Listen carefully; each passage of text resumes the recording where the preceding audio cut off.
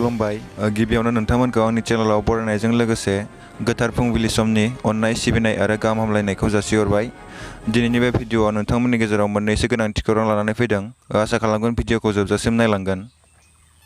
दिनैनि गिबि खौराङानो जादों गोबां बारहुंखा आरो मिथिंगायारि जाब्रबथायनि जाहोनाव मोब्लिब गैयैनि जाहोनाव गथ'खौ टसुना जोनोम होनो गोनां जादों। ओडिशा रायजोनि सिङाव थानाय गांजाम पलसारा हेल्थ सेन्टारआव सासे आइजोआ लाइन गैयैनि थाखाय केन्डेल आरो मबाइलनि लाइट सुनानै जोनोम होनो गोनां जादों। खौरांनि बादिब्ला बे जायगायाव जेबो इनभार्टार आरो जेनेरेटरबो गैयामोन, बेनिखायनो बेबायदियैनो बे गथ'खौ जोनोम होनो गोनां जादों होनना मिथिदों। बे समाव बर' माहारिनि थाखाय जोबोद दुखुनांथाव खौरां। बर' माहारिनि सासे बिर जोहोलावजोआ रुंसारि जालांबाय।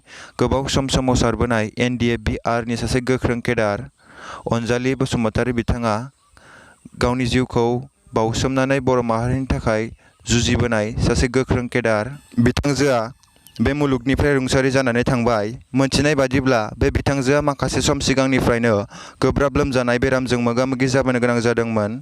मैया हरखाबैनो जिउ गोमालांबाय बिथांजोआ।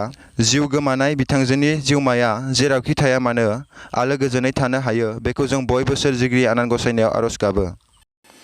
गुवाहाटी मिउनिसिपाल कर्परेसनआ गुवाहाटी नोगोरमानि गुबुन गुबुन ओनसोलफोराव गोबां अखा आरो बारहुंखाजों मोगा-मोगि आरो दैबानाजों नांथाबना थानाय सुबुंफोरखौ रैखाथि होनो थाखाय मोनसे गोदान हेल्पलाइन फोसावदों। बे हेल्पलाइन नाम्बारआ जाबाय 08811070000।